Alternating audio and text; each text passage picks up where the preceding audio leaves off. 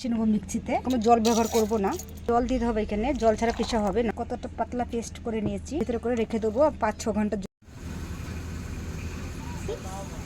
ভেজে নেবো। আদা কুচানো সব দিয়ে দিচ্ছি ভিতরে, সেটি ভেজে নিয়েছি ভালো করে, লাল লাল করে দিয়ে দিচ্ছি।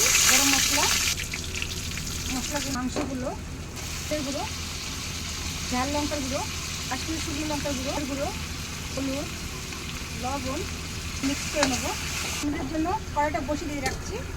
সবজি কেটে নিয়েছি, নেবো ভালো করে, দেবো কারি পাতা, কালো সরষে, তো মাংসটা নেড়ে দিচ্ছি। সবজির মধ্যে দিয়ে দিচ্ছি 1 চামচ হলুদ, আর লঙ্কার গুঁড়ো সামান্য দিয়ে দিচ্ছি, সামর মশলা সেটা আমি দিয়ে দিচ্ছি। তেঁতুলগুলো জল লাগলে কিন্তু মাংস, আলুগুলো দিয়ে দেবো। আমার হয়ে গেছে, আমি নামিয়ে নিচ্ছি। মাংসটা আমার হয়ে গেছে।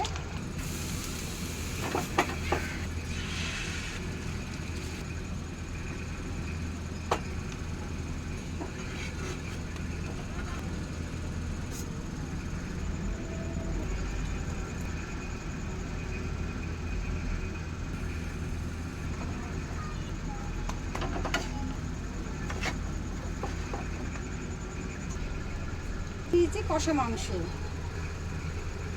লাগলে দাদা ভাইরা, দিদি ভাইরা বলবেন আপনারা কমেন্ট।